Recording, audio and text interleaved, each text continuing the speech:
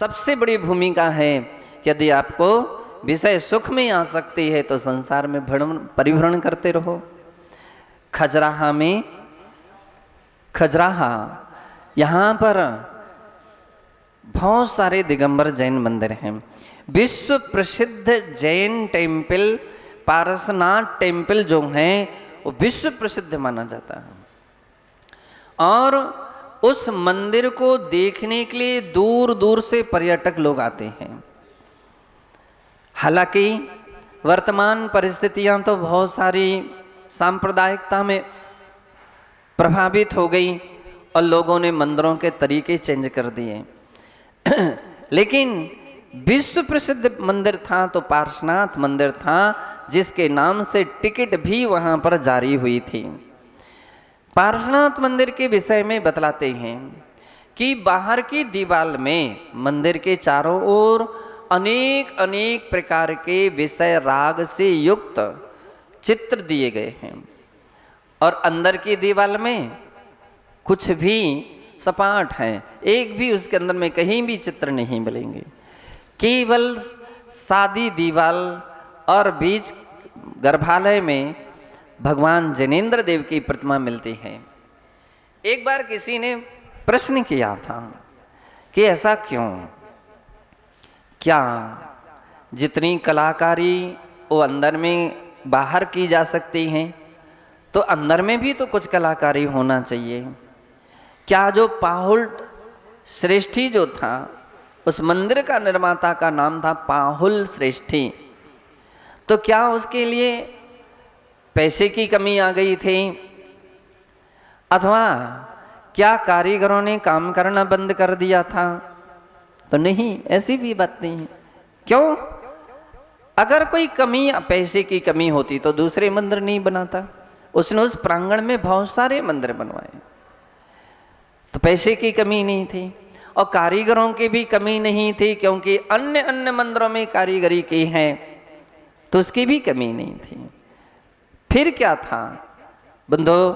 इसका मुख्य कारण ये था कि इसके पीछे ये सिद्धांत छिपा करके रखा गया कि यदि आपके लिए विषय सुखों में ही रुचि है तो आप बाहर ही बाहर घूमते रहिए। जिसकी विषयों में ही आसक्ति है उसको भगवान दिखेंगे कहाँ? उसके लिए तो वही विषय सामग्री ही नजर आएगी, उसी में दृष्टि जाएगी। तो बोले विषय सुख में आसक्ति है तो आप बाहर बाहर घूमिए, और यदि उनसे विरक्ति है और भगवान के प्रति आपकी भक्ति है, वास्तविक भक्ति है, तो कहते अंदर प्रवेश कीजिए। और अंदर प्रवेश करोगे तो फिर आपके लिए वहाँ कुछ भी नजर नहीं आएगा, एकमात्र वीतराग भगवान ही नजर आएंगे। जब हमारे अन्य अन्य द्रव्यों से दृष्टि उठ जाती है, भक्ति भाव जागृत होते हैं, तो बंधु ऐसे साधक ही आत्मा में प्रवेश कर पाते हैं और उनका निर्विकल्प शुद्धोपयोग रूप आत्मा ध्यान हो सकता है। बिना विषयों के भक्ति के ये सब संभव नहीं है। यही इस गाथा का तात्पर्य है। आचार्य महाराज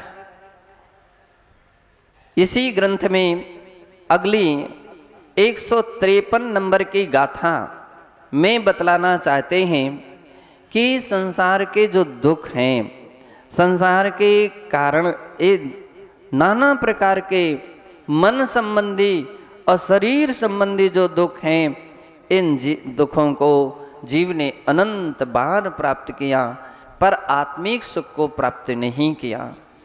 सांसारिक विषयों के लिए अनंत बार प्राप्त किया है। ऐसा वे लिखते हैं, दुख हम कारण मुनि विमुमणि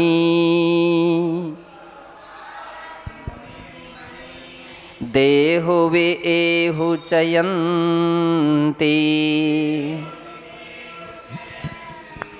जित्थु न पावहि परम सुहु तित्थु विसन्ति वसन्ति। देहो अर्थात शरीर, शरीर निरंतर निरंतर विषयों की अपेक्षा ही रखता है, जिनका शरीर में आसक्ति होती है यानी वो विषयासक्ति है उनके अंदर में, और जिनका ध्यान आत्मा में पहुंचता है वो शरीर से विरक्त हो जाते हैं। यहाँ पर आचार्य महाराज कहते शरीर कैसा है, दुःखम कारणं मुनिवि मणि, अर्थात इस शरीर के लिए मन से दुखों का कारण समझ कि यह शरीर दुखों का कारण है। वैराग्य भावना में कुछ पंक्तियां इस प्रकार से हैं जहां पर कहा गया, राचन जोग स्वरूप नया को विरचन जोग सहे है, यही तप पाए महातप कीन, या में सार यही है। अर्थात राचन जोग स्वरूप न या को, राग करना इसका स्वरूप नहीं है। इसमें राग करने से, इसमें मोह करने से क्या होता है, और अधिक मात्रा में यह दुख और दोषों को उत्पन्न करता है। जितना जितना शरीर को हम पोषते हैं तो पोषत तो दुख दोष करे अति, सोसत सो सुख उपजावे, दुर्जन देह स्वरूप बराबर, मूरख प्रीति बढ़ावे। कहते हैं पोषत तो दुख दोष करे, जितना पोषते हैं ये शरीर दुख देता है।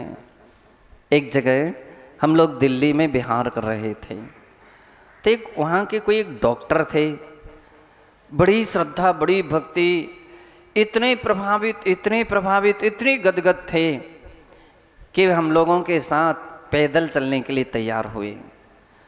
तो फिर उन्होंने कमंडल लेने की कोशिश की, तो जब वो कमंडल लेने की कोशिश की तो दूसरे महाराज ने उनको टोक दिया कि अरे जूते पहने हो तुम। तो उन्होंने तुरंत अपने जूते गाड़ी में डाले और बिना जूते के और अपना कमंडल ले लिया।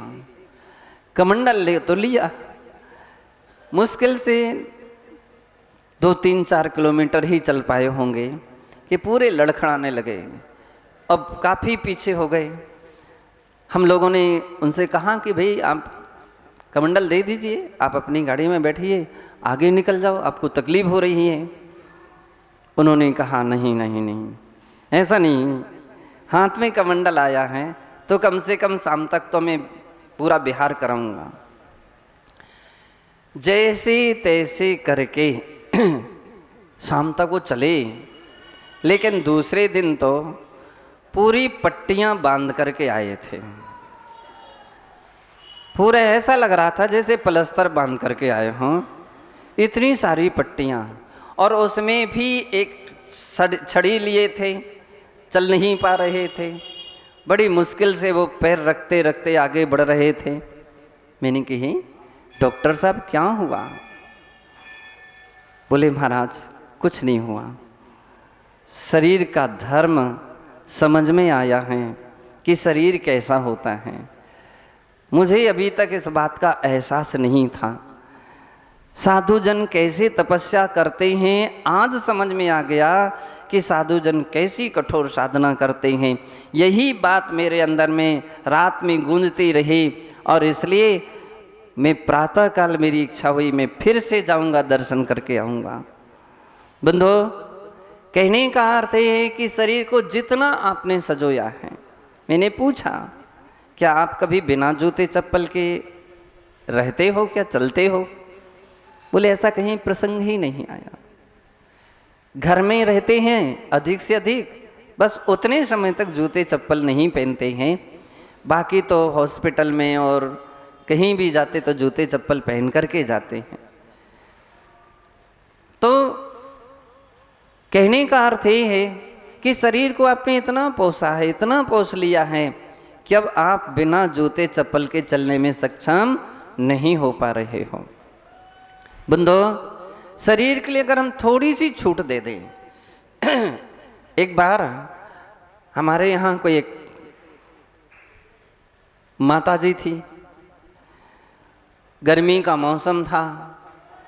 अब गर्मी तो लगती है सबको, नई नई दीक्षा थी, तो अब नींद नहीं आ रही थी। तो उन्होंने क्या किया कि कुछ दूरी पर दीदी लोग सो रही थी और वहाँ पर पंखा चल रहा था। धीरे धीरे वे खिसक खिसक करके वहाँ पर पहुँच गई। प्रातःकाल हमको जानकारी मिली कि ऐसा ऐसा कुछ हुआ है। तो उन्होंने स्वीकार किया कि हाँ महाराज श्री, क्या करूँ, वो नींद ही नहीं आ रही थी, मच्छर भी थे और गर्मी भी थी, इसलिए मुझे वहाँ तक खिसकना पड़ा। मैंने कि देखो कितने दिन तक आपने अभ्यास कर लिया था? बोले 1 साल तक तो हो गया अभ्यास किए हुए। मैंने कि देखो 1 साल तक अभ्यास कर लिया था ना, अब 1 दिन भी अगर आपने कहीं इसमें ढीलता दे दी तो साल भर की तपस्या आपकी पूरी पानी में चली जाएगी। फिर वही संस्कार बन जाएंगे, फिर वही इच्छा होने लग जाएगी कि मुझे हवा चाहिए।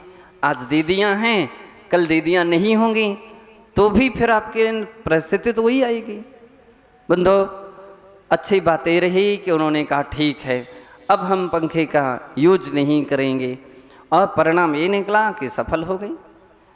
कहने का अर्थ ये है कि कई बार हमारे महाराज भी कभी ऐसे प्रसंगों बस मन जिनका जलायमान होने लगता है, हालांकि मन सबके मजबूत रहते हैं, सब बैरागी हैं, ज्ञानवान हैं, चिंतनशील हैं, लेकिन कभी कोई नए दीक्षित होते हैं या जिनका अध्ययन कम होता है या वैराग्य जिनका कमज़ोर होता है तो मन डगमगाने लगता है।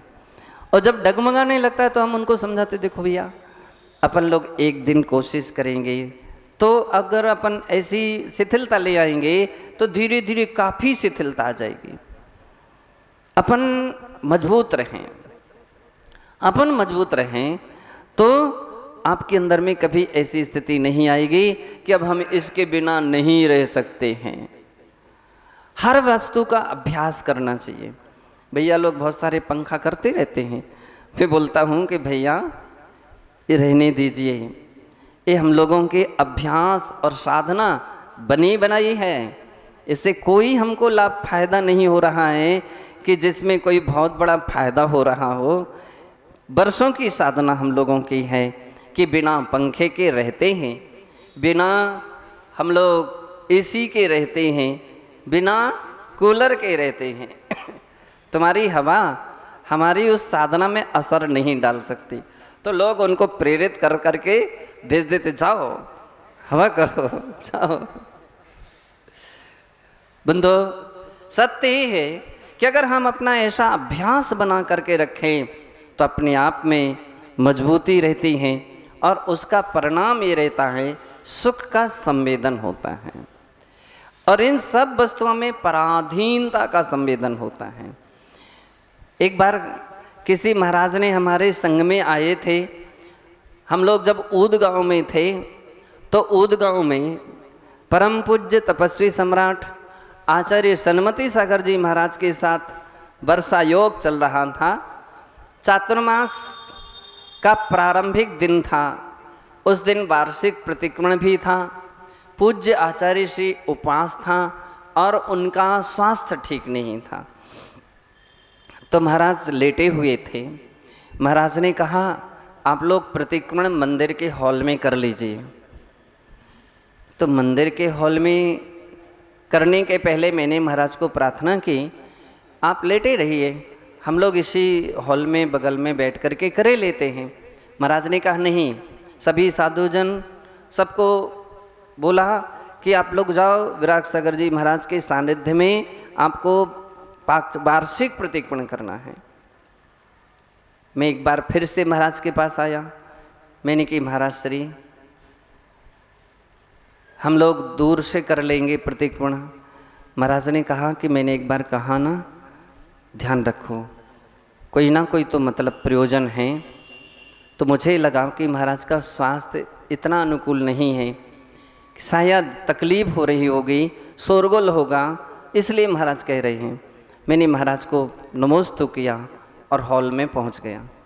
सभी संग आ गए, दोनों संघ, आचार्य महाराज के भी सभी शिष्य, हमारे संघ के भी सभी साधुजन एक साथ बैठ करके वार्षिक प्रतिक्रमण हुआ। वार्षिक प्रतिक्रमण होने के बाद अब सभी महाराजों ने मुझे ही आगे किया, आचार्य महाराज से आप ही जाकर के कहो, आचार्य वंदना करना है, अनुमति लो। तो मैंने कहा भैया आप लोग कोई महाराज के पास जाओ, लेकिन किसी की हिम्मत नहीं पड़ी, मुझे ही आगे सबका आग्रह रहा। मैं आचार्य महाराज के पास गया, मैंने कि गुरुदेव प्रतिक्रमण हो चुका है, आचार्य वंदना करना चाहते हैं हम लोग। तो महाराज ने कहा आचार्य वंदना कर सकते हो।